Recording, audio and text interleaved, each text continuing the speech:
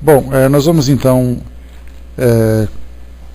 voltar aqui ao nosso Livro dos Espíritos, o livro número 4, na quarta parte, Esperanças e Consolações. Nós estamos no primeiro capítulo, Penas e Gozos Terrenos, que são os sofrimentos e os prazeres aqui do mundo terreno. E Kardec separou para nós aqui 6 itens bem interessantes. Nós tivemos a oportunidade de estudar o primeiro item, que foi felicidade e infelicidade relativas, em que nos foi apresentados várias situações que nós infelizmente provocamos sofrimento em nós mesmos, seja por invigilância, por algum tipo de fraqueza, ou mesmo pela forma como nós reagimos diante das situações que estão aqui próximas a nós, que acontecem próximas a nós. Algumas, como Kardec lembrou, são realmente dificuldades bastante legítimas, e o sofrimento vem de uma forma muito natural. Mas o que ele lembra é que a maioria das vezes somos nós que criamos aquela famosa tempestade num copo d'água, quando sim é uma situação difícil, mas nós, por uma certa rebeldia, por falta de aceitação, nós então potencializamos a sua dor. E dessa forma nos tornamos infelizes num período curto, médio, ou muitas vezes prolongando essa dificuldade durante toda a nossa existência. E essas dificuldades surgem nas mais diversas áreas da nossa relação profissional, social, familiar, saúde, várias delas. Então nós tivemos a oportunidade de fazer esse primeiro estudo. O segundo item que Kardec propôs para nós aqui é uma outra dificuldade, talvez uma das mais dolorosas, que afetam a nossa vida aqui no nosso mundo físico, que é exatamente a perda de entes queridos, né? Aliás, um tema, a expressão utilizada, perda, ela era utilizada de uma forma para tentar atenuar um pouquinho do peso dessa situação, desse sentimento, mas que na verdade não é uma perda, mas uma separação, pelo menos uma separação física, uma separação dos sentidos, porque afetivamente aqueles espíritos que têm essa ligação continuam próximos, embora não possam se sentir, embora muitas vezes não possam se perceber. E depois vem outros temas, como decepções, ingratidão, quebra de afeições, uniões antipáticas, desgosto preocupação com a morte e desgosto pela vida, o suicídio, né? Colocando o suicídio como sendo o último item desse capítulo. A gente vai então avançando gradativamente. Então, no que diz respeito a esse tema, perda de entes queridos, ou a separação entre os entes queridos, que nós compreendemos, eu queria começar trazendo para vocês aqui um raciocínio que normalmente a gente observa em alguns filmes que passam no cinema, na televisão, e a gente não faz essa analogia. Mas nós temos filmes, por exemplo, principalmente esses filmes de grandes combates, filmes de guerra e tudo mais, a gente vê aqueles jovens que se alistam, se oferecem como voluntários ou são convocados para formar aquele corpo militar para poder enfrentar ali uma batalha. E aí então eles passam por aquele treinamento onde eles começam a se adaptar àquela nova situação, aprendendo técnicas, conhecendo seus equipamentos, analisando sobre os planos de combate que eles precisam pôr em prática, os objetivos daquela batalha. E aí então eles vão se preparando, se formando, vão se desenvolvendo, até que chega o momento do embarque, quando eles são conduzidos aos teatros de operações, onde se desenvolvem os combates. E aí eles são transportados nos seus navios, nos seus aviões, nos caminhões, seja lá como for, E aí então eles se apresentam nas unidades onde eles vão prestar aquele serviço. E ali então eles têm contato com aquele ambiente um tanto quanto assustador, que é a realidade realmente da guerra, que talvez seja um dos cenários mais pavorosos que existem no nosso mundo terreno, porque felizmente a gente tem uma visão do que acontece nesse ambiente somente através da cinematografia ou através da literatura, da televisão, mas nós não conseguimos, felizmente não tivemos oportunidade, a infeliz oportunidade, pelo menos a gente não se lembra disso, de vivenciar isso na prática. Mas então a gente vê aqueles jovens que chegam com os olhos assustados, alguns vêm com uma coragem fora do normal, outros chegam já sofrendo desequilíbrios, mas o interessante é que no momento em que eles chegam naquela unidade e começam então a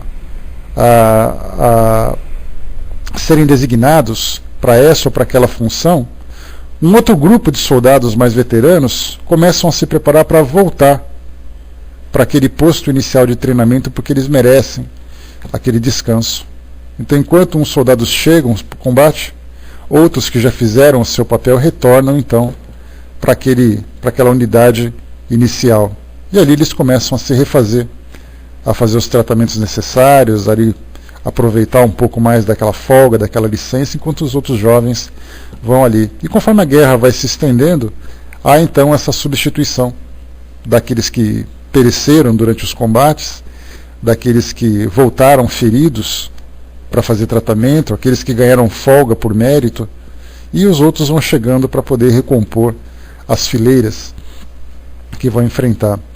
Essa analogia, ela traduz mais ou menos aquilo que acontece na nossa vida física, quando aquela unidade de preparação, onde há a formação do soldado, o mundo espiritual, ali o espírito se encontra, adquirindo conhecimento, preparando os seus projetos, os seus planos, né? Pois é, exatamente, Lazar. E ele começa então a conhecer quem são aqueles que serão seus aliados, muitas vezes quem são aqueles que serão seus inimigos, e normalmente esses inimigos, a gente lembra, não são necessariamente outros irmãos que vão dividir com ele, que vão enfrentá-lo, mas muitas vezes o inimigo é exatamente ele próprio, as suas fraquezas, os seus desequilíbrios, os seus vícios, mas ele já começa a ter uma noção disso. E aí então ele é embarcado para esse campo de operações onde ele vai ter que atuar. E esse embarque para ele é exatamente a reencarnação. O prelúdio, aqueles momentos finais que antecedem esse embarque, como é natural a gente observar durante os combates de guerra, né, daquele primeiro exemplo, mostram ali aqueles jovens que muitas vezes têm medo de saltar do avião quando são paraquedistas, muitas vezes não conseguem ficar tranquilos durante o transporte no navio, porque eles ficam imaginando, porque eles estão ali muitas vezes contra a vontade, mas eles têm que ir. É um compromisso que eles precisam cumprir, não tem jeito. E a mesma coisa acontece com muitos espíritos que vêm aqui entre nós, vêm reencarnando, tendo em mãos ali o seu projeto de vida e apresentando ali algumas experiências que são bastante difíceis. Alguns tentam fugir no meio do caminho, se agitando durante ali o seu processo de gestação. Outros ficam mais tranquilos, mais confiantes. Outros, muito temerosos, chegam a desistir no meio do caminho. Mas eles chegam aqui e começam então a se ambientar com esse novo cenário. E a gente olha o nosso mundo hoje, onde nós temos ali a vida profissional, a correria do dia a dia, as preocupações financeiras, as preocupações de amizade, quais seriam, né, quais são qual é o seu projeto de vida em termos de escola, universidade, profissão. E aí então ele começa a se ambientar com esse novo cenário, mas sabendo da diferença daquilo que era quando ele estava desencarnado. No mundo onde a matéria não exerce tanta influência, e a gente fala não exerce tanta porque ainda tem ali a sua cota de influência. Muitas vezes nós vivemos no mundo espiritual ainda em função daquilo que a vida física vai oferecer. E aí então nós fazemos aquela comparação, que no mundo espiritual não havia aquela concorrência desesperada para saber quem vai ser sucedido, quem não vai ser bem sucedido, quem vai exercer poder, quem não vai exercer poder, quais são ali as influências e tudo mais. Mas então ele chega, faz a sua comparação e começa então a se ambientar aqui nesse cenário. O detalhe é que ele sabe que esse projeto de vida ele tem ali um tempo de validade. Basta que ele cumpra as etapas necessárias para que ele possa retornar ao seu plano original, da mesma forma que aquele soldado, que assim que cumpriu as suas missões, ele voltou então para aquela unidade onde ele vai se recompor. Então a nossa vida aqui no mundo físico, essa vida é uma vida de transição, onde cada um tem o seu próprio projeto pessoal. Mas como todo grupo de combatentes que vão para uma guerra, formada ali por vários indivíduos, se ajudando e participando do mesmo conflito, com certas antipatias, com certas simpatias, né? Não fazem parte necessariamente de um grupo harmonioso por completo. A mesma coisa acontece conosco, que chegamos aqui e encontramos aqueles que são os nossos afins. E quando nós falamos de afinidade, nós não falamos necessariamente de afetividade. Muitas vezes a inimizade entre duas pessoas é exatamente o ponto de afinidade entre elas. Então nós temos ali os nossos afins. Por um lado, alguns laços de antipatia, resultados de experiências negativas do passado. Por outro lado, laços positivos, que foram exatamente os afetos que nós conseguimos conquistar e que também nos conquistaram no decorrer das nossas experiências conjuntas. Então nós trazemos aqui para esse plano material esse projeto de vida individual e coletivo, sempre visando o crescimento de cada um e naturalmente passando pelas experiências difíceis que o mundo físico oferece para todos nós. Os espíritos nos orientam que o contato que nós, enquanto espíritos, temos com o mundo físico, através do corpo material, ele serve para poder reorganizar as nossas energias mentais, as nossas ideias. Porque no mundo espiritual nós temos uma visão do mundo muito diferente daquilo que é a sua realidade. É uma visão mais infantil, uma visão mais inconsequente, uma visão mais irresponsável. E aí então as experiências do mundo material começam a colocar em ordem essa nossa visão, através das responsabilidades que a própria vida pode nos oferecer, do retorno que nós recebemos daquilo que nós praticamos, a lei de causa e efeito, tanto perante a vida como perante as relações. Né? Bom dia, pessoal que chegou. Perante as relações, porque aquilo que eu faço contra ou a favor de alguém, eu recebo exatamente de volta aquele feedback que nós recebemos como resultado das escolhas que nós fazemos. Então estarmos aqui no mundo físico é uma necessidade para a transformação do espírito. Não é simplesmente nós estarmos aqui para termos uma morada definitiva. A visão que o mundo hoje tem do planeta em que nós ocupamos é exatamente que essa é a nossa morada e aqui nós viemos para ficar. Não se deram conta ainda da transitoriedade que é a vida, exatamente por essa falta de visão mais ampla, essa falta de visão mais completa a respeito da evolução que todos nós deveremos alcançar, ou estamos passando, né? Então nós vemos ali as pessoas que se encontram completamente desorientadas com relação ao mundo espiritual, outras têm alguma noção do que vem a ser o mundo espiritual, outros têm conhecimentos mais profundos do que é o mundo espiritual, mas a maioria encontra-se, na verdade, embora busque esse pouco conhecimento do mundo espiritual, encontra-se completamente alienado com relação a essa sua realidade. Ele simplesmente vive a sua vida aqui hoje, talvez esperando, né, naquela esperança ilusória, fantasiosa, realista, um pouco temerosa, mas sempre alimentando que alguma coisa vai acontecer depois. Mas como eu não posso saber exatamente o que é, eu me preocupo apenas com o agora. E ele leva esse seu momento com tanta seriedade, com tanto apego, que ele se esquece da sua real natureza. E pelo fato dele não ter essa noção, ele se apega às suas posses, ele se apega à sua posição e se apega também aos seus relacionamentos. Porque aí então ele vive em função daquilo que pertence ao seu mundo, que pertence à sua realidade. E, consequentemente, ele não aceita a perda de absolutamente nada. Porque tudo aquilo que foge do seu controle, tudo aquilo que foge da sua propriedade, é algo que se perdeu.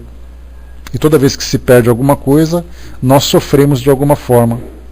E sabemos também que a grande dificuldade que nós enfrentamos, uma das maiores dores que nos assolam é exatamente a perda do afeto. São as lesões afetivas que nós sofremos no decorrer da nossa vida. São paixões que trazem desilusões, são amigos que se distanciam, são familiares que vão para outras regiões, ou mesmo qualquer um desses que desencarnam, que vão para o mundo espiritual. Então, os nossos sentimentos, na verdade, pelo fato de nós já sermos naturalmente carentes, precisamos da atenção, precisamos do conforto para enfrentar aqui a vida que o mundo material pode oferecer para todos nós. Cada vez que tira um pedaço desse afeto, nós sentimos algo que realmente provoca em nós um grande sofrimento. E quando se trata dos entes que são mais próximos, dos nossos familiares, já que os nossos afetos se aproximam normalmente, de um modo geral, pelas nossas famílias, aqueles que têm os seus afetos se aproximando pelas amizades, mas sempre tendo aqueles próximos. Quando a gente fala em perda de ente querido, nós não falamos necessariamente de familiares. Nós falamos, na verdade, de pessoas queridas que estão próximas. E quando elas partem para um outro ambiente, elas se distanciam, acaba provocando em nós um sofrimento muito grande. E esse sofrimento, ele é considerado pelos espíritos como o mais difícil de todos de ser suportado, a ponto de muitas vezes nós deixarmos de viver a nossa vida em função da dor provocada por uma separação dessa. Mas a gente lembra que o fato de estarmos aqui encarnados hoje nos coloca num corpo biológico que, como eu disse para vocês, tem tempo de validade, ele tem um prazo de validade. Ele vai se desgastando, ele vai se consumindo, ele vai se destruindo. A partir do momento em que nós nascemos, o nosso corpo já começa a sofrer as transformações. Alguns órgãos, algumas células se desenvolvem de um modo progressivo e outros vão se deteriorando, chegando num ponto em que já não há mais o que fazer. Então, na verdade, esse nosso corpo temporário, nós já chegamos aqui sabendo que há essa temporariedade. Só que há essa resistência nossa em não aceitar, exatamente pelo apego que nós temos para essa vida que nós levamos hoje. A vida espiritual é muito diferente. A vida espiritual, ela tem uma continuidade muito diferente dessa nossa. Porque aqui nós temos interrupções muito grandes nesse processo que nós vivenciamos. E no mundo espiritual, a partir do momento em que nós nos libertamos do mundo material, nós temos ali aquela vida contínua, vivendo experiências muito diferentes dessa que nós temos hoje. Mas como nós não temos o conhecimento ainda do mundo espiritual, nós ficamos ainda na dependência dos depoimentos que chegam para nós. E são muitos. A doutrina espírita, felizmente para nós, ela é muito farta nesse sentido. Ela traz depoimentos dos mais diversos, desde aqueles espíritos que se encontram perfeitamente adaptados e felizes por estarem no mundo espiritual, como também nós encontramos espíritos que trazem ali a sua revolta, a sua infelicidade, por não desejarem estar naquele lugar, exatamente por ali não oferecer para eles aquilo que eles realmente desejam. Há aqueles espíritos que simplesmente são indiferentes, que tanto faz estar num lugar ou estar em outro, porque nada consegue preencher aquele vazio existencial que se criou dentro dele, pelo fato da forma como ele vivenciou suas experiências, das suas frustrações, das suas decepções. Nós temos ali depoimentos dos mais diversos, mas todos eles trazendo uma mesma realidade, que é a continuidade da vida no mundo espiritual. E aí então, através dos nossos estudos, através das nossas leituras, das nossas trocas de ideias, nós vamos começando a ter uma ideia diferente do que vem a ser o mundo espiritual. E quem são as pessoas que estão nesse mundo espiritual e de que forma que elas retornam para o mundo espiritual. E isso tem facilitado bastante a aceitação das pessoas com relação a essas separações embora com certa resistência. É muito legítimo que todos chorem, que todos sofram a perda de um ente querido quando eles sentem vontade. Mas também há uma necessidade de fazer com que ele compreenda, não que aceite, porque quando a gente fala assim, você tem que aceitar, é como se você tivesse que violar os seus próprios sentimentos. Mas na verdade nós precisamos compreender. É a compreensão que traz a aceitação. Não adianta nós exigirmos de alguém que ele se conforme com aquela situação, ou que ele aceite aquela situação, se ele não compreende exatamente o que acontece nesse processo. E a doutrina espírita vem para nós, trazendo de uma forma bastante didática, esse processo existencial e essas intermitências na nossa jornada, compreendendo que não importa se nós estamos aqui ou se nós estamos ali, o que importa é que nós estamos numa linha contínua, evolutiva, passando por diversas experiências e estamos nos encontrando. Algumas vezes na região terrena, algumas vezes na região espiritual, algumas vezes fazendo ali situações opostas, enquanto um está numa região, o outro está na outra região. Mas sempre continua mantendo esse mesmo sentimento, essa mesma afetividade. Mas o que a gente observa hoje é que a morte, de um modo geral, que é exatamente esse processo de retorno para o mundo espiritual, antes de trazer esse raciocínio, os espíritos nos lembram que para aqueles espíritos que vão reencarnar, aqueles afetos que estão no mundo espiritual sentem a mesma dor, percebendo que era tão importante para eles estarem ali compartilhando as suas ideias, os seus sentimentos, e de repente um deles tem que se separar para poder voltar aqui para o mundo terreno. E aí então eles choram da mesma forma. Porque eles dizem, né, nós estamos nos separando porque ele vai para outro lugar. Ele vai para cumprir a sua tarefa. Aqueles que têm maior compreensão aceitam com naturalidade. Aqueles que não compreendem essa necessidade sofrem exatamente pela perda de um ente muito querido que foi obrigado a reencarnar. Enquanto que nós que estamos aqui embaixo estamos lamentando e muitas vezes nos revoltando por nos separarmos de alguém que vai voltar para o mundo espiritual. Só que no nosso caso, aqui no mundo material, nós temos uma visão muito diferente daquela que se desenvolve, que nós conseguimos vislumbrar no mundo espiritual. Porque ali, embora haja essa separação, em que os espíritos reencarnam, assumindo uma nova personalidade, assumindo uma nova posição, não mudando a sua personalidade, mas assumindo um novo papel, digamos assim, né? Ele assume um novo papel, assume uma nova tarefa, mas aqueles que estão no mundo espiritual conseguem acompanhá-los, muitas vezes até dando a assistência necessária para que eles possam se desenvolver bem. Então, embora a separação no mundo espiritual seja bastante intensa para muitos espíritos, o fato de perceberem que eles podem estar próximos e que a visão da morte para eles não existe da forma como existe para nós, aqui que nós sofremos. Porque todas as culturas sempre compreenderam que morte significa destruição, que morte significa o término, que morte significa o fim. E isso desde as culturas mais antigas, a partir do momento em que o homem começou a ter uma compreensão maior a respeito de si mesmo, a respeito da comunidade onde ele se encontrava inserido, a respeito dessa coletividade, ele já começou a perceber que aquilo que ele tem à sua volta, aquelas pessoas que estão próximas, elas vão se separar deles. Só que essa separação virá exatamente como uma perda. Eles realmente sentiram a perda, a falta daquela pessoa. E aí então, cada vez que alguém por quem se nutria um afeto profundo, se afastava, se distanciava por esse processo de morte, o indivíduo então entrava naquele processo de sofrimento, de lamentações. E aí então, o medo da morte, essa visão da morte, dizia que ela vai chegar para todo mundo. E a mensagem que se trazia era, que se traz e infelizmente ainda vai se trazer. A mensagem era exatamente essa: se prepare porque esse dia vai chegar, e quando chegar você vai sofrer.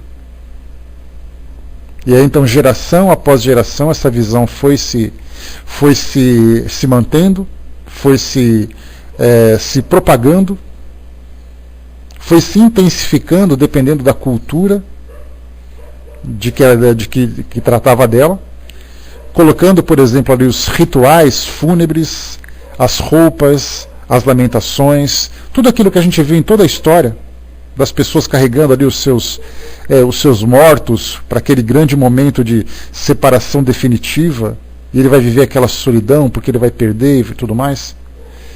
Então, dessa forma nós observamos o quê? Que nós aprendemos a sofrer com a morte. Nós temos falado nos últimos estudos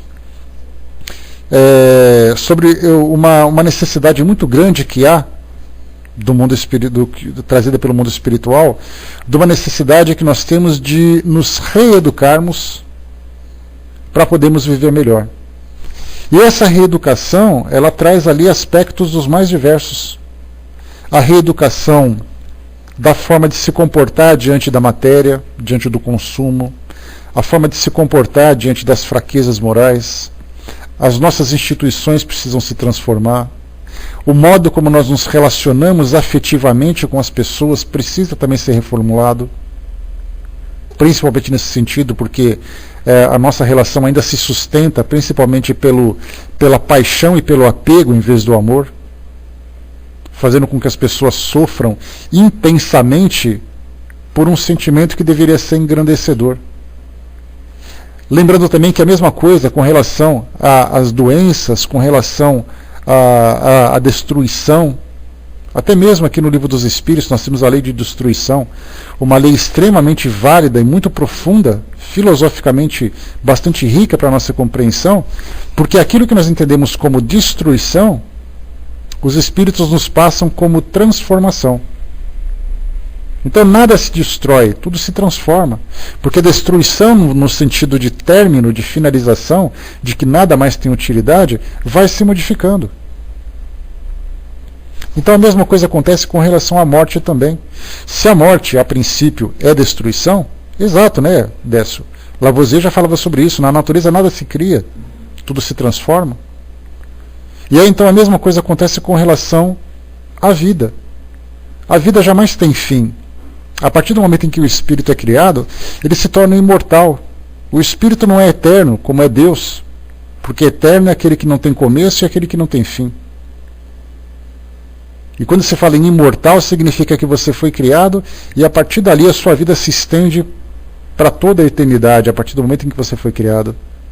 Então quando a gente pensa dessa forma, e a gente começa a compreender quais são os estágios, quais são as necessidades para a nossa evolução, a gente vai tendo uma compreensão diferente. Que sim, nós nos apegamos às pessoas, sim, nós temos o afeto pelas pessoas, mas cada pessoa tem ali o seu percurso, cada pessoa tem a sua viagem, o seu projeto de continuidade, que precisa dar continuidade. E são essas relações de convivência que nós temos hoje que criam esses laços de afeto. E nós precisamos nos reeducar com relação a isso também. Com relação aos relacionamentos, com relação aos sentimentos que nós alimentamos uns pelos outros e com relação também às separações. Porque essa dor da separação ela é temporária. Mesmo sendo temporária, ela é extremamente intensa. E sendo intensa, ela provoca, de certa forma, um abalo muito grande em cada um de nós. Mas isso faz parte do nosso aprendizado. Quando os Espíritos falam de reeducação, eles não falam apenas de nós sentarmos numa sala de aula e ouvirmos um novo discurso e simplesmente aceitar aquilo que foi falado. Quando nós falamos em reeducação, nós falamos de vivenciar experiências e nos comportarmos de um modo diferente. As experiências estão aí o tempo todo. Todo mundo passando por situações das mais diversas. Se nós pensarmos, por exemplo, especificamente sobre a desencarnação, quantos velórios devem estar acontecendo nesse momento pelo mundo afora? Quantas pessoas estão retornando para o mundo espiritual nesse momento? Em todos os países do planeta. Quantas pessoas estão chorando? Quantas pessoas estão se revoltando?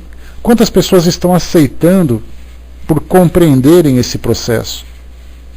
Ao mesmo tempo, quantas pessoas estão nascendo nesse momento? As maternidades pelo mundo afora, os hospitais por aí, quantas crianças estão chegando? Quantos espíritos estão retornando nesses corpos infantis? são os soldados que nós comentamos. Alguns soldados chegam para render aqueles que partem, que retornam para a sua origem, para a sua unidade inicial. Né? E esse tráfego, Balk, a intensidade desse tráfego, dessas idas e vindas, né, me lembra muito aquela música do Milton Nascimento, né, que fala sobre chegadas e partidas. Muitas pessoas vão, querem trazer notícia, outras pessoas vêm, querem voltar, outras vão, querem ficar. Então é aquele dinamismo do mundo espiritual e do mundo material, mas esse dinamismo ele acontece por uma lei natural. Mas o modo como nós nos comportamos diante desse dinamismo é o que mostra a nossa, ainda mostra a nossa imaturidade. Pelo fato da gente não entender ainda, a gente vivencia a experiência, mas não compreende o sentido dela. E não adianta a gente dizer assim que existem aqueles que são mais compreensivos ou menos compreensivos pela filosofia ou pela religião que abraçam. Porque do contrário dá a impressão de que todos os espíritas compreendem perfeitamente a morte e que ninguém mais tem medo. E nós temos muito medo. Exatamente porque nós estamos ainda aprendendo aquele beabá, mas não conseguimos ainda pôr em prática. Tentamos, nos esforçamos, tentamos compreender, mas ainda assim nós sofremos muito. E não somente com relação à perda de entes queridos, mas principalmente com relação às situações do cotidiano. Surge um problema, a gente bota a mão na cabeça e fala, meu Deus do céu, que desespero. Então, na verdade, nós pensamos com o coração, não pensamos com a razão. E é exatamente pelo fato de nós pensarmos com o coração é que nós sofremos demais. E então, dessa introdução que eu queria passar para vocês, essa visão parece que é um tanto simples do que vem a ser o processo de desencarnação, o processo de morte, mesmo diante daquilo que a gente observa hoje, do modo como as pessoas se comportam diante disso. Para muitas pessoas, falar de morte, por exemplo, é um grande tabu. Tabu é aquele assunto que ninguém gosta de falar. E nós temos muitos tabus espalhados pelo mundo afora, mas talvez esse seja o mais difícil, porque quando as pessoas começam a falar nesse assunto, dá a impressão de que a gente atrai qualquer tipo de desgraça que esteja rondando aí a nossa casa. Mas na verdade a gente, quando tira essa imagem, quando se tira aquela imagem de sofrimento, de dor, e a gente começa a analisar como um processo de transformação natural, é uma lei que todos estão submetidos. O nascimento é uma lei, o retorno é uma outra lei. A aproximação entre as pessoas, a aproximação das pessoas, também faz parte de uma lei de afinidade entre elas. Então nós estamos submetidos sob muitas leis que regem a nossa vida, mas com o objetivo sempre de nos impulsionar para um crescimento espiritual, para o crescimento verdadeiro, porque a nossa preocupação é sempre um crescimento material. É aquela questão de arrumar um bom trabalho, ter um bom emprego, ter ali ganhar um bom salário, construir esse patrimônio. Então a gente aprendeu a ver a vida pela perspectiva material. E pelo processo de reeducação a que nós precisamos nos submeter, nós começamos a perceber também essa reeducação da evolução espiritual. E evolução espiritual não significa apenas ser bonzinho.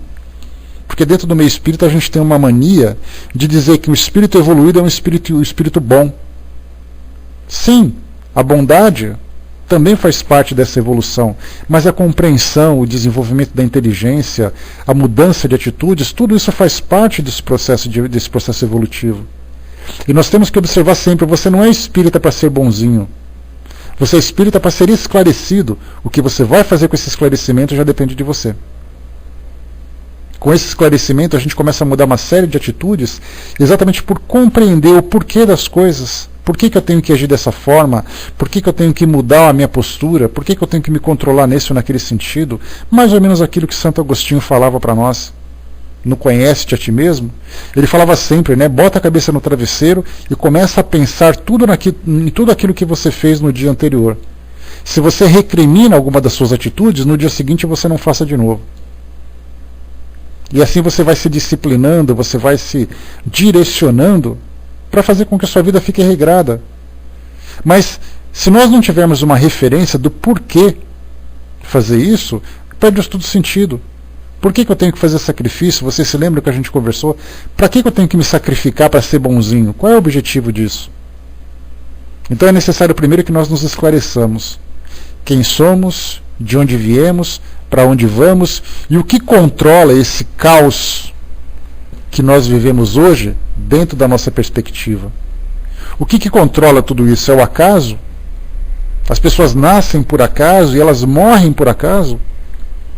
Por acaso nós sofremos por causa delas? Por acaso nós nos alegramos quando elas estão próximas? Então nada há pelo acaso.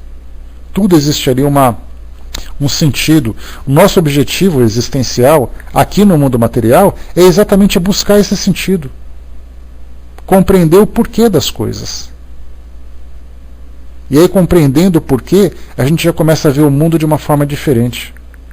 É como se nós estivéssemos ali vendo o mundo em cores mais vivas do que esse preto e branco que nós vemos hoje.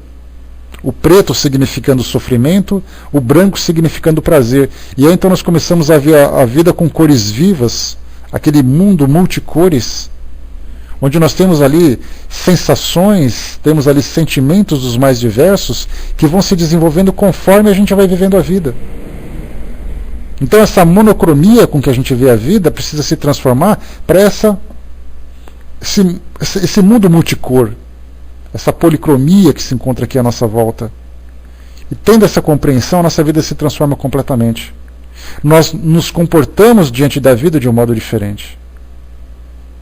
Mais serenidade, mais tranquilidade. Nos preocupamos muito mais com a harmonia do que com o conflito.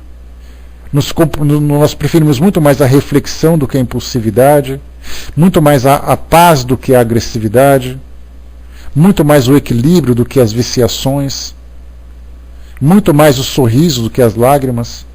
Exatamente porque nós começamos a ter uma compreensão diferente. Então tudo isso para nós é teoria. Uma bela teoria. Mas na prática, somente através do exercício e através do autoaprimoramento é que a gente vai conseguindo de fato assimilar esses ensinamentos e transformá-lo em atitudes, transformá-los em ações. O nosso tema de hoje, então, que fala exatamente sobre perda de entes queridos, Kardec considerou esse como sendo um dos temas mais dolorosos de se tratar quando se fala sobre a vida no mundo material, porque nós vemos exatamente o fim da vida, uma separação definitiva, a perda da razão da nossa vida.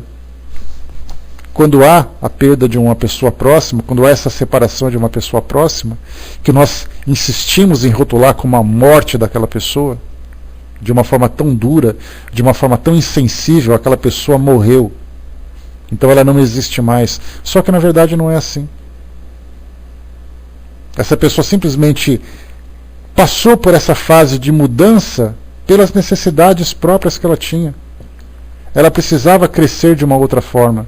Precisava crescer num ambiente diferente. Pelo fato de já ter vivenciado tudo aquilo que já era possível para ela aqui nesse mundo, nesse momento. Só que a morte para nós, ela vem acompanhada de sofrimento, a morte vem acompanhada de grandes tragédias, porque é violência, porque é agressividade, porque são os assuntos inacabados. Então a morte por si mesma não é apenas ela que provoca a dor, mas é tudo aquilo que vem como consequência dela, pelo fato da gente sempre acreditar que a nossa vida aqui é definitiva, não é temporária. Quando nós chegamos, por exemplo, numa situação em que o indivíduo ele é designado para trabalhar numa empresa em outro país, em outro estado, em outro local, e ele diz assim: eu vim aqui com esse projeto de trabalho de 5 anos. Assim que acabar eu vou voltar lá para minha casa. E então as pessoas fazem a recepção, desenvolvem o trabalho, mas começam a perceber que está chegando o momento dele voltar. Fazem aquela festa de despedida e vai com Deus. Ele fez o que ele tinha que fazer. A mesma coisa é aqui também. Nós estamos, né? Tomara, né, Balk?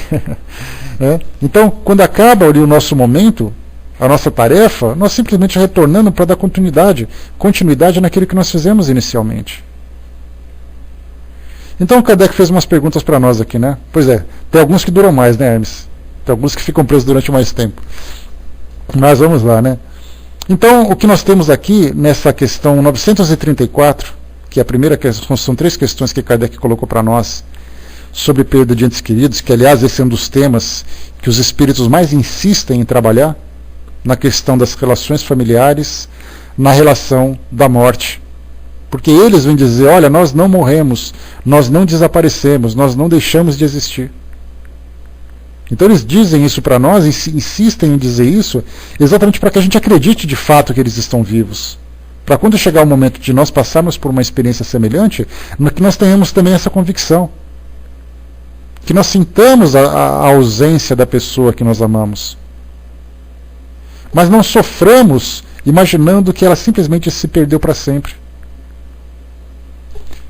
Kardec pergunta, a perda de entes queridos não nos causa um sofrimento tanto mais legítimo quanto ela é irreparável e independente da nossa vontade?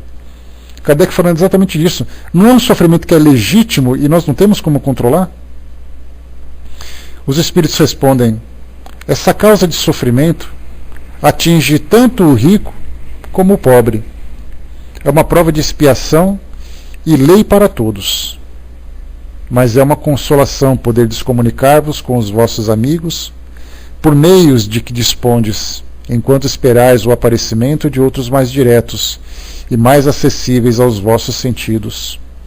Aqui nós temos duas linhas de pensamentos bastante diferentes. A primeira que os espíritos colocam é que muitas vezes a gente pensa assim que o sofrimento no mundo se dá pela pobreza, se dá pela falta de recursos, se dá pela fome, se dá pela falta de remédio, por uma moradia digna. Então os pobres são infelizes e os ricos são pessoas sempre felizes. Aí todo mundo diz assim, se eu tivesse dinheiro, eu seria uma pessoa muito rica. Vai com Deus, Miriam. Eu seria uma pessoa muito feliz. Porque aí não ia ter problema nenhum. Mas todo mundo se esquece, quem pensa dessa forma, se esquece que independente da quantidade de dinheiro que ela tenha, do patrimônio que ela tenha acumulado, que ela tenha construído, ela é uma pessoa que sente, que pensa, que tem medos, que tem expectativas, que tem esperanças. Então, sendo pessoas, elas sentem como qualquer outra. Não importa onde ela esteja, ela sempre vai ser alguém que sente. E naturalmente, passando por esse processo de desencarne, ela vai sentir também a perda daquele ente querido, com maior ou menor intensidade, não pelo dinheiro que ela tem, mas pelos laços, pelo estreitamento dos laços que ela conseguiu fazer durante as suas vivências próxima com aquela pessoa. Então atinge qualquer pessoa, não importa a raça, não importa o país.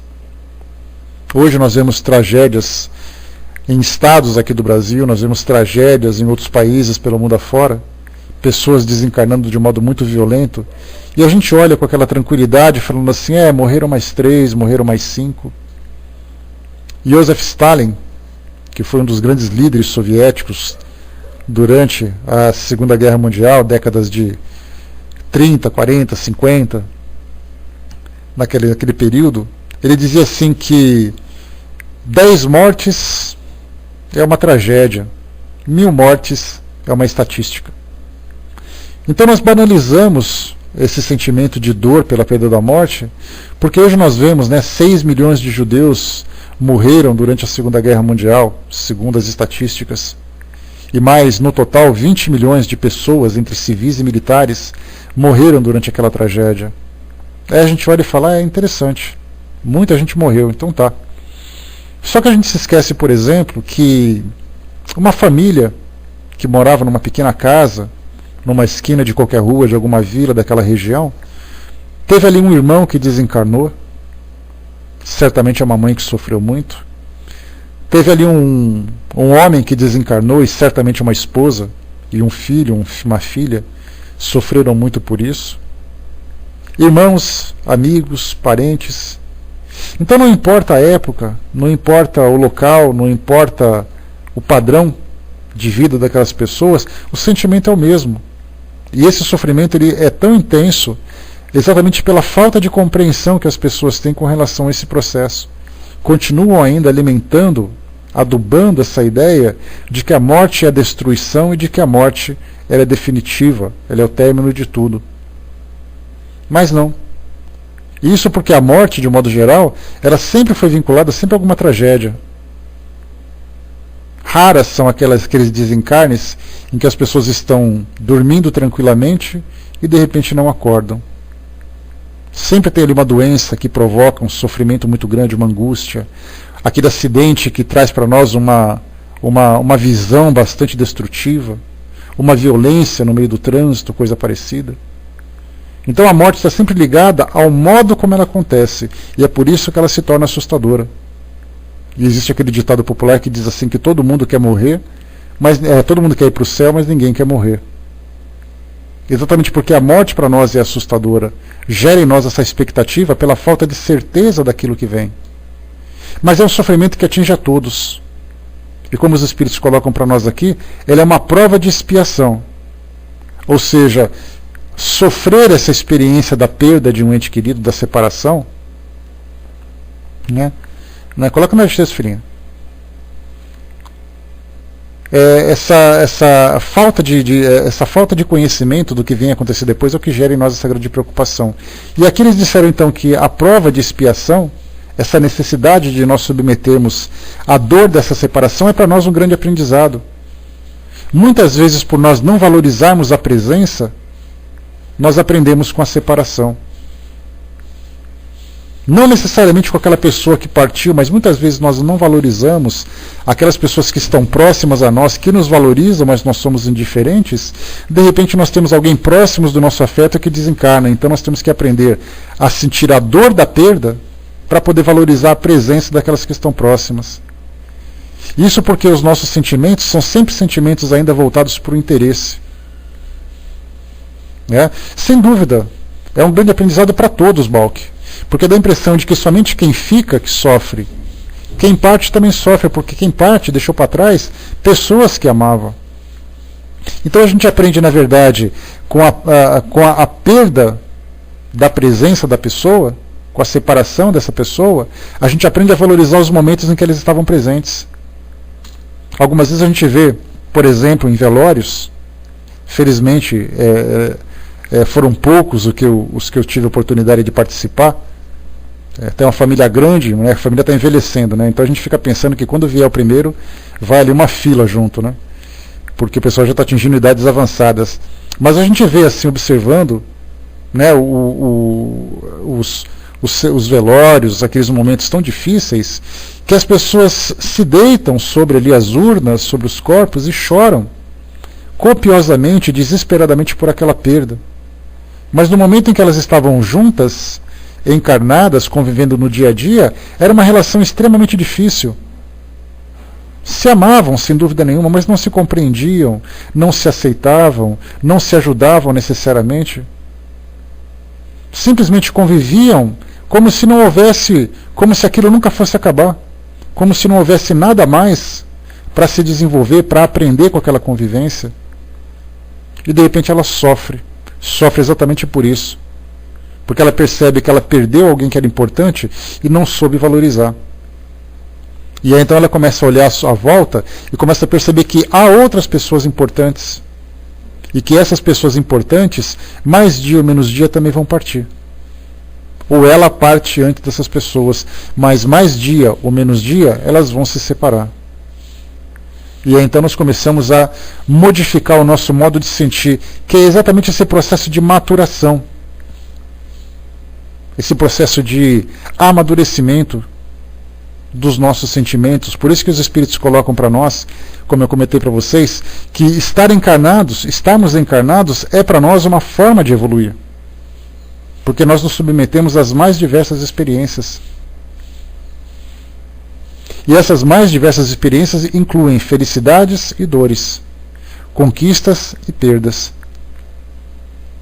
Tudo isso para nós, então, nos leva a esse crescimento. Né? A Tic-Tac colocou: essa dor é uma necessidade para nós.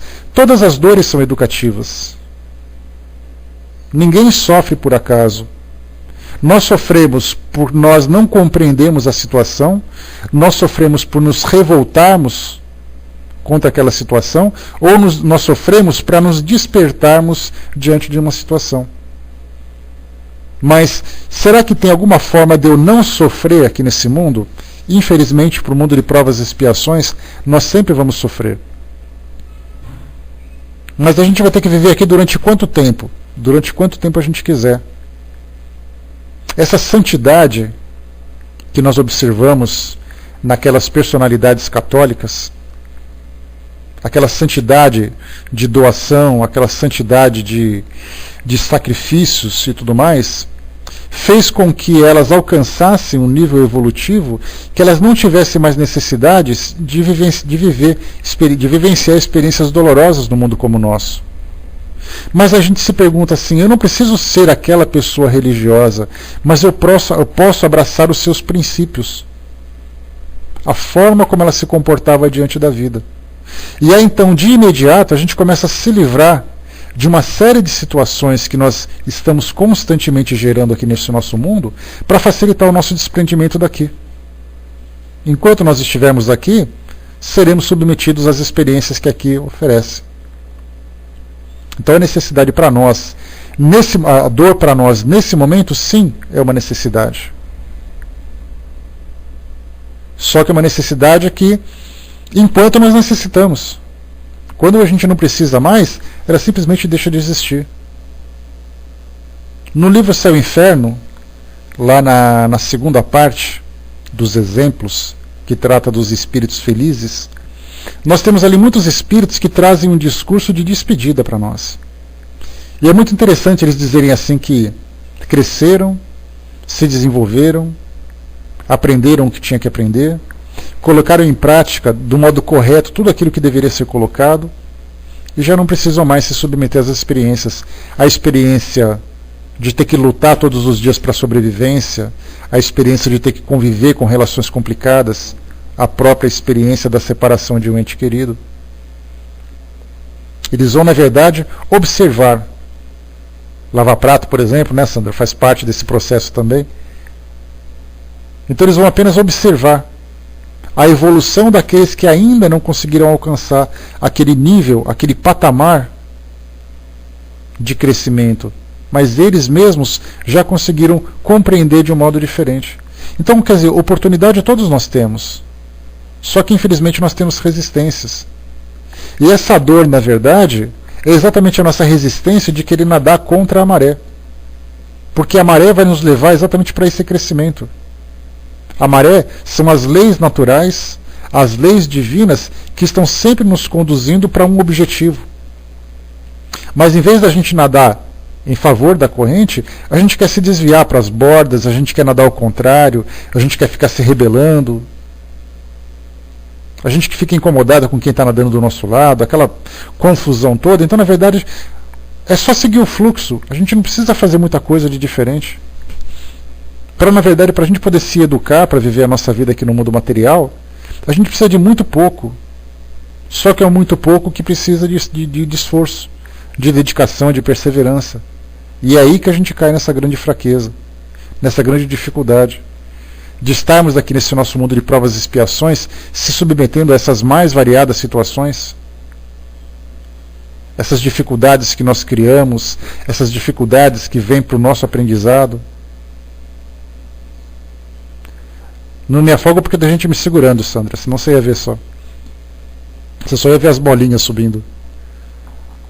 Porque todos nós temos essas dificuldades. Quer dizer, compreensão é algo que a gente vai adquirindo aos poucos. Vontade a gente tem.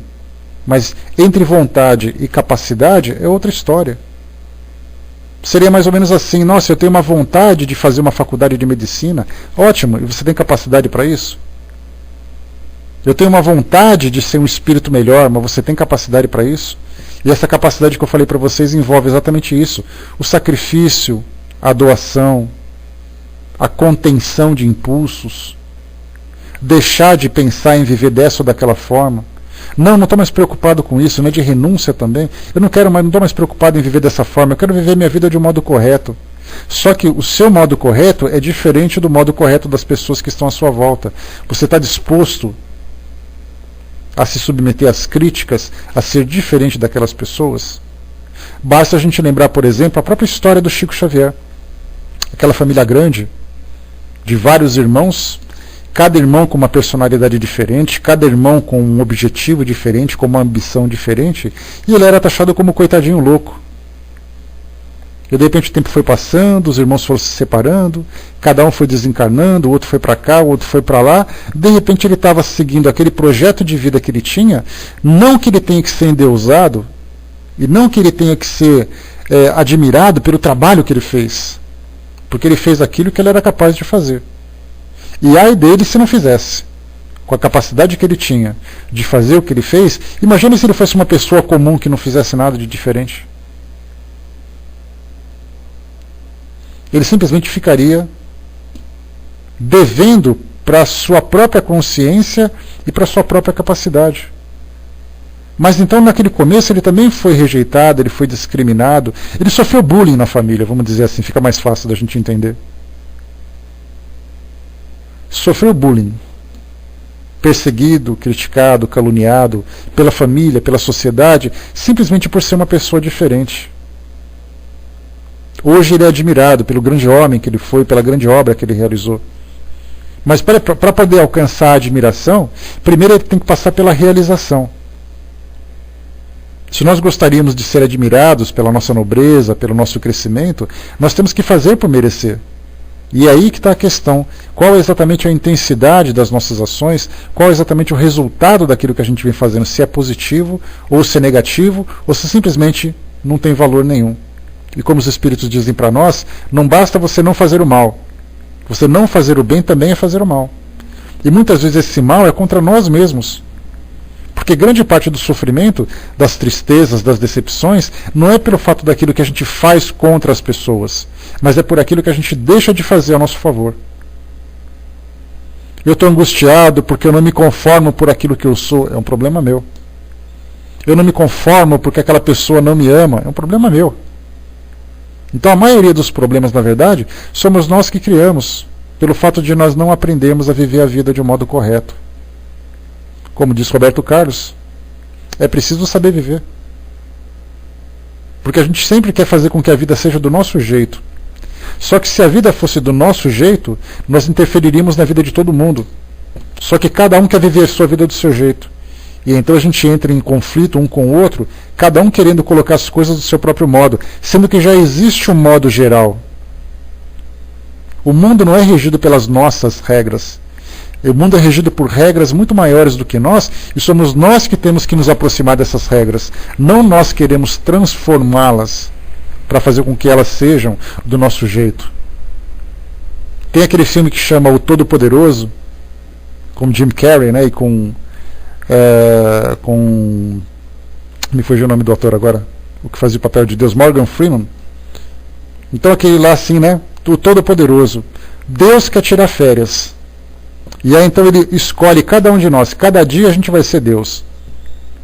Quais seriam as leis que a gente criaria para poder fazer um mundo diferente? Imagina o caos que ia virar, cada um querendo fazer a coisa de um jeito diferente, dentro dessa nossa perspectiva limitada. Por exemplo, só para vocês terem uma ideia de como é fácil resolver as coisas. Se eu fosse Deus, dentro dessa visão bem simplista, a primeira coisa que eu faria seria, como diz toda Miss Mundo, né? Eu queria a paz mundial. Para isso, basta eliminar aqueles que têm problemas. Olha só que facilidade da minha parte. Basta exterminar as pessoas. Basta exterminar as pessoas que incomodam o mundo, que o mundo vai ficar melhor. Quer dizer, eu não me preocupei, por exemplo, quem são essas pessoas, quais são as suas histórias, em que estágio elas estão, por que aquilo está acontecendo daquele jeito. A minha preocupação é fazer com que acabe com todas elas e tudo se resolve. Só que se por acaso alguém tivesse também passando pelo processo de Deus há alguns séculos no passado, eu provavelmente teria sido eliminado também. Porque certamente eu era tão primitivo quanto essas pessoas são hoje. Me considero uma pessoa melhor do que elas? Não, me considero alguém que não faz o que elas fazem. Em termos de violência, em termos de agressividade, em termos de destruição, de complicação aqui do mundo hoje. Só que eu tenho a minha visão de Deus, e vocês têm também a visão de Deus de vocês. Como é que está o som, pessoal? Dá um retorno para o nosso visitante. Por favor. Ok, né? Obrigado. E aí então, a gente tentaria fazer com que as coisas fossem diferentes. A gente colocaria assim, ó, se eu fosse Deus, eu escolheria que ninguém próximo a mim morresse. Todos ficariam eternos. Eternos encarnados aqui nesse nosso mundo. Olha só que crueldade da nossa parte. Porque a gente nunca se preocupa qual é o peso que as provas, as expiações que a vida oferece para aquela pessoa tem sobre ela. A gente quer fazer com que ela fique do nosso lado. Lembra a história do soldado que a gente colocou lá no começo? Para quem não estava aqui no começo, eu lembrei que nesses filmes de guerra, né? Já pensou, Hermes? Pelo amor de Deus. Eu coloquei um exemplo no comecinho do nosso estudo, que muitos soldados, muitos jovens que se alistam, se preparam para a guerra, eles vão para uma unidade de formação militar, e aí então eles aprendem técnicas, conhecem equipamentos, conhecem os planos, os projetos, conhecem os companheiros, depois eles são transportados para o teatro de operações, desembarcam, se apresentam numa determinada unidade, e aí então começam a enfrentar na linha de batalha os seus inimigos. Nesses companheiros encontram aqueles que são afins, aqueles que são amigos, né? Aqueles que são simpáticos, aqueles que são antipáticos. E quando eles chegam nessa unidade para se apresentar, tem um grupo que está voltando. Um grupo que volta para aquela unidade inicial, para que eles possam aproveitar o lazer, a folga, a tranquilidade, visitar a família e coisa e tal. Então é essa substituição. Enquanto uns chegam para o combate, outros voltam para o combate. Já pensou se esses que chegaram para o combate falassem assim, olha, eu sei que vocês já combateram muito, mas continua aqui com a gente, vai. Fica aqui com a gente correndo todos os riscos, porque é tão legal ter vocês aqui com a gente. Aí os antigos vão olhar para a cara dos novatos e vão falar assim, você está brincando, né? Eu quero ir embora daqui. Eu quero voltar para onde eu tenho tranquilidade, porque eu não aguento mais ficar nesse lugar. É mais ou menos esse campo de batalha, embora as batalhas que a gente trave nesse nosso dia a dia seja muito diferente, ou não tão diferente, né, mas de um modo geral diferente do que acontece durante uma guerra. As guerras que nós enfrentamos são as guerras de relacionamento, as guerras de disputa por espaço, as guerras de concorrência, as guerras dos vícios, as guerras das insatisfações. Todo mundo está aqui combatendo. Aí então a gente olha para aquelas pessoas que estão próximas a nós e fala assim, não vai embora não, fica comigo aqui, porque com você aqui eu fico mais feliz. Guerra dos desejos, que esse é o pior de todos talvez. Aí esse nosso companheiro que sofre, que é um condenado, coitado, olha para nós e fala assim, você quer mesmo que eu fique do seu lado, sofrendo com você aqui, sabendo que eu posso ir para um lugar onde eu não vá mais sofrer? Onde eu não vou mais sofrer? Então é assim que a gente pensa. Na verdade, o apego que nós temos hoje para as pessoas que nós amamos, na verdade, o sentimento que nós temos para as pessoas que nós amamos é muito mais um sentimento egoísta do que um sentimento de afeto verdadeiro. Porque esse egoísmo faz com que nós queiramos que essas pessoas estejam aqui conosco. Independente do que elas sentem, independente do que elas estejam sofrendo, nós simplesmente queremos que elas estejam aqui conosco. Claro que nós não queremos que ela vá embora. Mas a partir do momento em que chegou o momento delas voltarem para o repouso, voltarem para a reformulação, para o refazimento, para o replanejamento das suas vidas, é o momento que elas devem ir. Mesmo que isso provoque em nós sofrimento, sofremos, mas com compreensão. Não sofremos com revolta. Porque nós não temos o direito de impedir que as pessoas sejam felizes. Se nós somos felizes apenas com elas do nosso lado, o problema é nosso.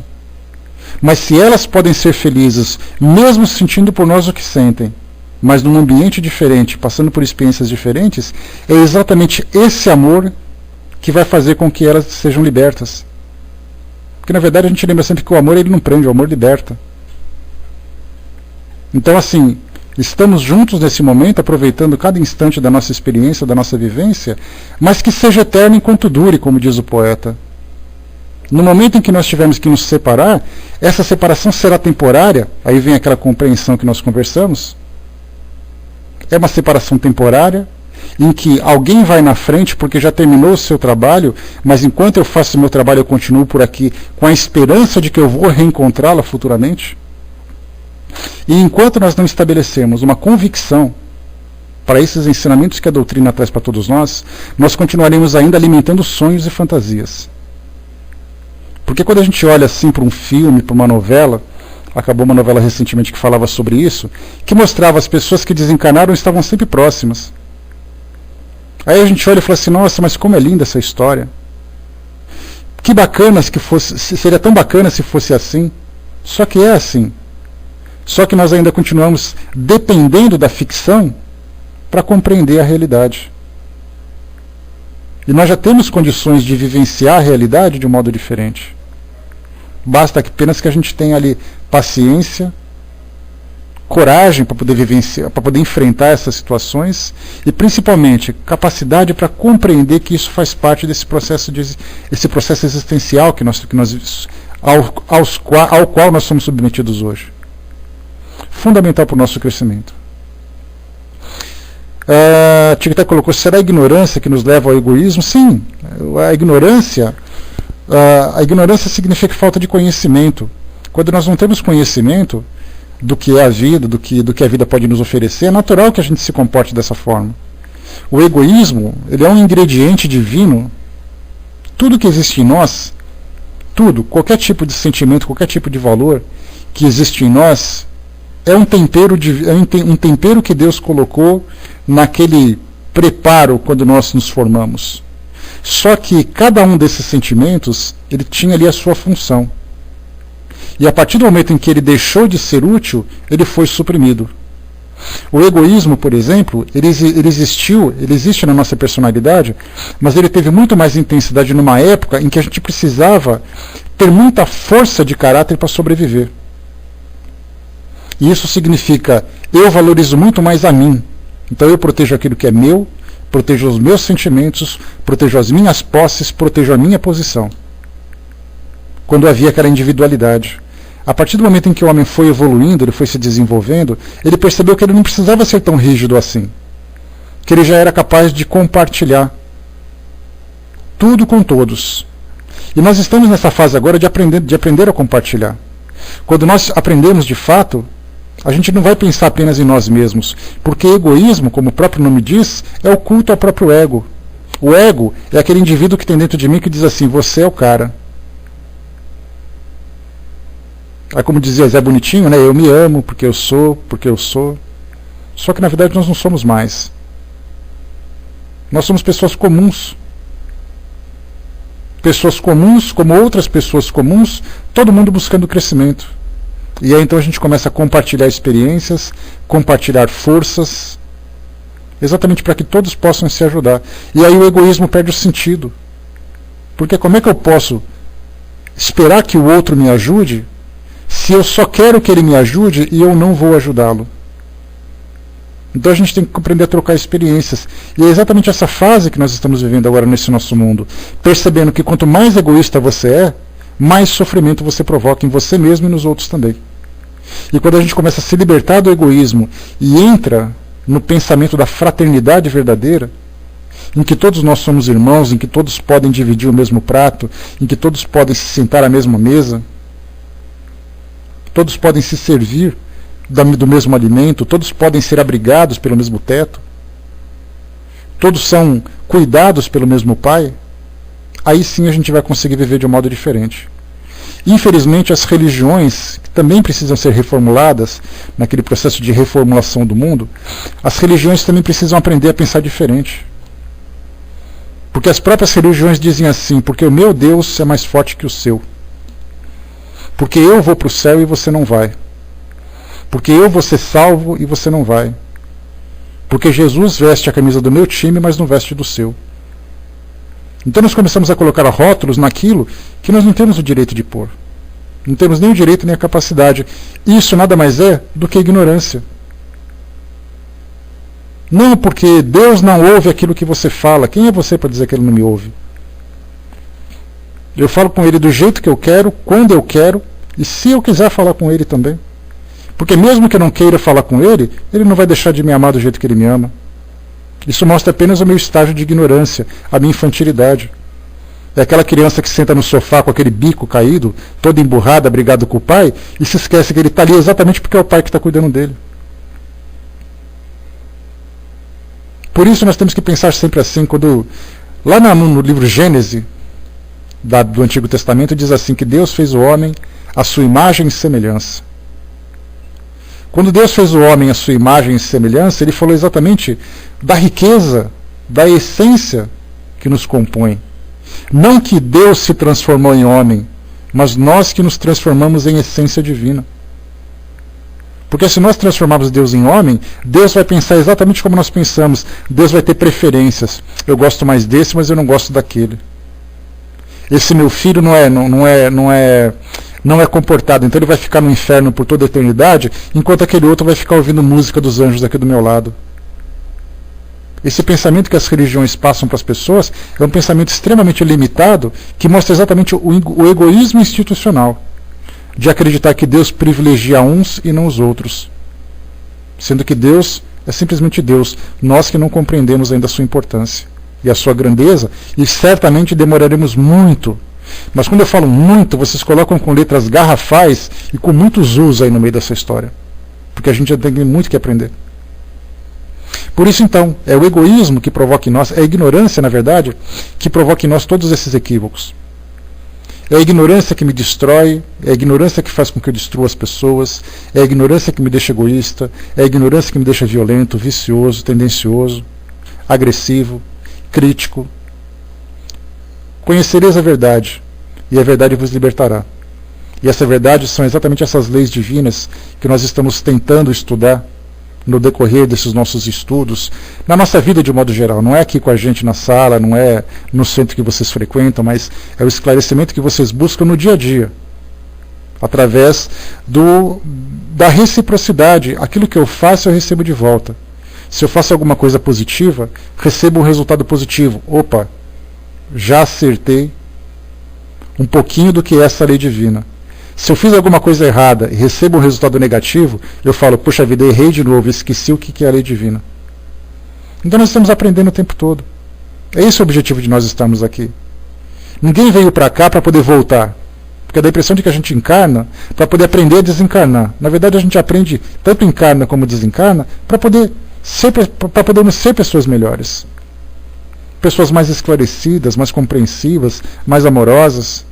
O resto vem como consequência. Para onde você vai, com quem você vai, quais serão as suas provas, tudo isso é consequência. Vai com Deus, Balco. Grande abraço, meu amigo. Consequências. São essas consequências que a gente precisa aprender a trabalhar para evitar que elas continuem tão intensas como elas estão agora. Bom, meus amigos, a gente fez só essa introdução